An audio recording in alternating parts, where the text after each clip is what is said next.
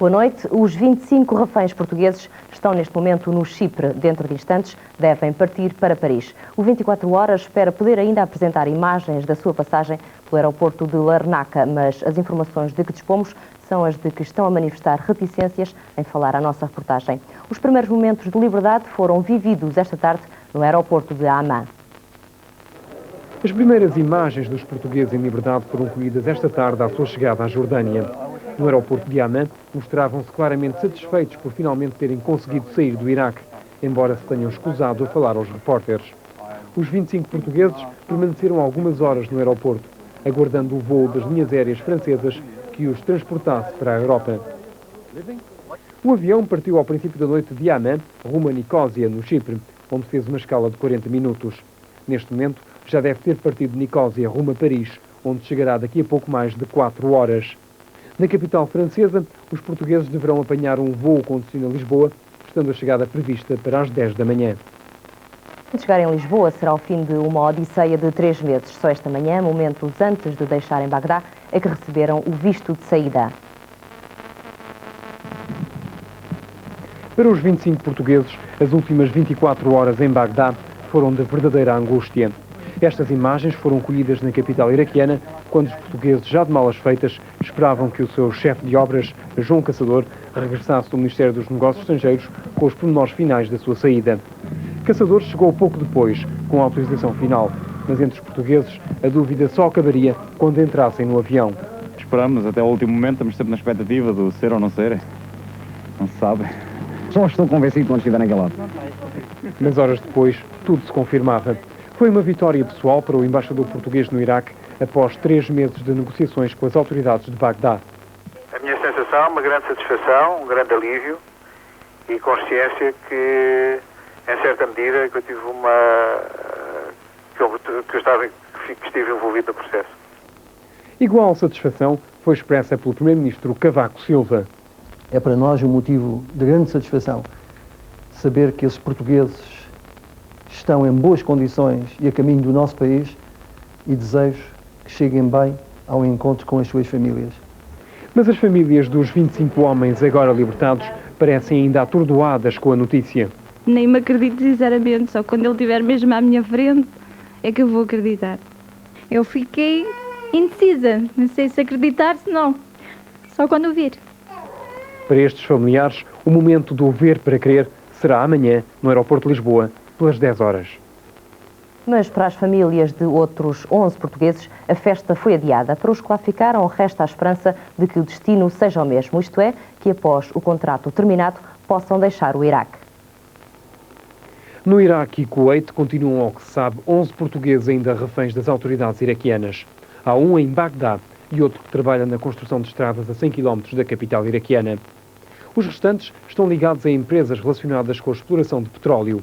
5 encontram-se no estratégico porto de Bassorá e 3 no norte, em Kirkuk. Há ainda um português no Kuwait que trabalha como contabilista numa empresa. Os contratos de alguns destes portugueses terminam ainda este mês. Há dias já deixou Bagdá o Joaquim Vieira, que é jornalista do Expresso. Boa noite, Joaquim Vieira. Contactou com alguns destes portugueses que ainda lá ficaram. Qual é o sentimento que eles têm neste momento? Não estavam tão preocupados como estes que vieram. Então? Para estes foi um alívio, para os outros, pelo menos eles estavam convencidos que conseguiam também vir e não tinham esta obsessão pela partida que se sentia nos 25 assentadores de mármore. O que é que lhes dava esse sentimento diferente? Era outra talvez forma de por vida? pensarem que, sendo poucos, estando isolados, é muito mais fácil resolver o problema deles do que seria de resolver um problema de um grupo de 25 pessoas. Ou pelo menos que essas 25 pessoas poderiam ser mais usadas com um objetivo político, que é no fundo isso que é essa a intenção de Saddam Hussein ao deter lá todos aqueles estrangeiros. Enquanto pessoas isoladas, eles têm esperança que possam resolver mais facilmente o seu problema. Isto não quer dizer que não haja angústia, naturalmente, da parte dessas pessoas também. Mas eles têm tido contacto com a Embaixada no sentido de se virem também embora, ou não? Sim, estão em contacto permanente. E a Embaixada, tanto quanto eu sei, está a tentar resolver o problema deles. Mas só 2 é que acabaram ainda os contratos e estão em condições de poder partir. Estavam tranquilos, portanto? Sim, não vi tanta perturbação como da parte deste grupo que partiu hoje. O que é que quer dizer estas indicações de Saddam Hussein, todo este abrir a porta para reféns ocidentais saírem, De facto, Saddam Hussein está empenhado em dar uma outra imagem neste momento?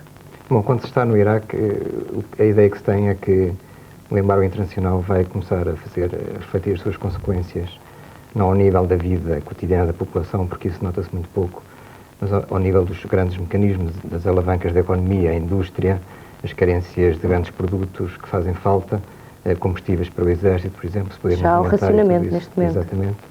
E, portanto, é natural que o presidente Saddam Hussein esteja um pouco numa situação difícil e tente, com essa libertação a conta-gotas que agora iniciou, de reféns de vários países, tentar conciliar um pouco mais as suas posições com os ocidentais e ver se consegue, de alguma maneira, quebrar o cerco a que está a ser sujeito. Qual é o dia-a-dia que se vive atualmente em Bagdá? É de grande tranquilidade. À primeira vista, nem parece que é um país que está em vésperas de poder entrar numa guerra, e numa guerra bastante penosa. A vida decorre com normalidade. A única coisa que se nota são as fichas para o pão, que é o produto ou o género essencial de que se nota a maior falta. As outras coisas, com o racionamento que foi aplicado pelas autoridades, têm sido processadas com uma certa normalidade e, portanto, não se notam assim grandes carências. De qualquer modo, isso começa a afetar a vida do dia-a-dia? Bastante. O que acontece é que os produtos são muito mais caros e enquanto as pessoas ricas conseguem ainda ter acesso a eles, são sobretudo produtos que vêm agora do Kuwait, porque o Kuwait foi totalmente saqueado, pilhado, e esses produtos aparecem agora à venda nos mercados livres em Bagdade. As pessoas pobres têm mais dificuldades em ter acesso a isso e, portanto, elas terão mais algumas dificuldades, só se poderão abastecer nas lojas do Estado, onde existem os produtos relacionados. Esses sim têm um preço subsidiado que é fixo e que é barato e, desde que existem esses produtos, são ainda acessíveis. Joaquim Vieira, muito obrigado, boa noite. E o 24 Horas esteve há momentos em contacto com os antigos reféns no aeroporto de Larnaca, mas eles não quiseram para já falar à nossa reportagem. Do avião disseram-nos que tinham receio em prestar declarações. Nossa equipa de televisão não conseguiu assim ouvir os seus primeiros relatos em liberdade. Mas não foram só os portugueses que deixaram o Iraque. Nas últimas horas, Saddam Hussein tem-se mostrado disposto a deixar partir ocidentais. Hoje, abandonaram também Bagdá dezenas de britânicos e franceses.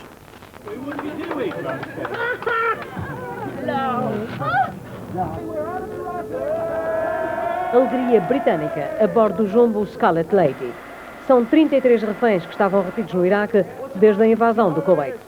Foram libertados após 4 dias de difíceis negociações que implicaram, inclusive, a ida a Bagdá do antigo primeiro-ministro britânico Edward Heath. Mas não foram só os súditos de Sua Majestade os contemplados. A alegria teve também outras nacionalidades e hoje era quase certa a libertação dos 330 reféns franceses ainda existentes no Kuwait e no Iraque. A decisão foi tomada em sessão do Parlamento iraquiano e sob proposta do próprio Saddam Hussein, sabendo já que o governo francês tomou todas as disposições necessárias para a sua retirada. Para além dos franceses e dos britânicos, partiram ainda reféns americanos e gregos. Para analistas políticos ocidentais, Saddam Hussein tenta assim dividir o Ocidente na sua condenação pela invasão do Kuwait, rompendo a solidariedade internacional. Momentos de alívio para muitos que deixaram hoje Bagdá, mas noutro ponto do Médio Oriente, em Israel, aumenta o clima de tensão. 1,5 milhão de palestinianos estão proibidos de saírem dos territórios ocupados. São medidas de força após os confrontos que se têm vivido nos últimos dias. 1,5 milhão de palestinianos da faixa de Gaza e da Cisjordânia não podem a partir de hoje entrar em Israel. A medida de exceção foi decretada pelo governo de Tel Aviv com o objetivo de pôr termo aos confrontos entre árabes e judeus. Numa onda de violência provocada pelo massacre de Jerusalém, vários israelitas foram mortos ou feridos desde domingo passado em agressões levadas a cabo na sua maior parte por jovens. Mas a restrição só aumentou ainda mais o ódio existente. E esta manhã, no campo de refugiados de Anafa, jovens palestinianos e soldados israelitas voltaram a envolver-se em violentos confrontos. O clima de violência que se vive no país levou já o governo israelita a apelar à calma e a pedir obediência às forças de segurança. Marcadas pela violência ficaram as eleições no Paquistão. 9 pessoas morreram. Benazir Bhutto, que se mostrava confiante na vitória, foi derrotada, mas acusou o governo de fraude eleitoral. Benazir Bhutto, que vemos quando exercia o seu direito de voto, afirmou, e citamos, que se sentia chocada e irada pela fraude levada a cabo pelo governo e sublinhou que esta se efetuou a nível nacional.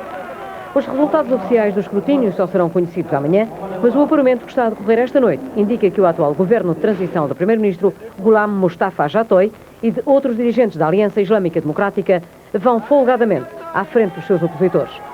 Sabe-se que um dos principais assessores de Benazir Bhutto sofreu em Islamabad uma esmagadora derrota, segundo o primeiro resultado oficialmente anunciado. Um importante dispositivo militar de segurança tinha sido montado nas principais cidades paquistanesas, mas apesar disso verificaram-se atos de violência, de que resultaram pelo menos 9 pessoas mortas e dezenas de outras ficaram feridas, em confrontos entre militantes dos dois principais partidos. Em Portugal, as urgências hospitalares continuam com falta de saúde. Um tema para a segunda parte. Até já.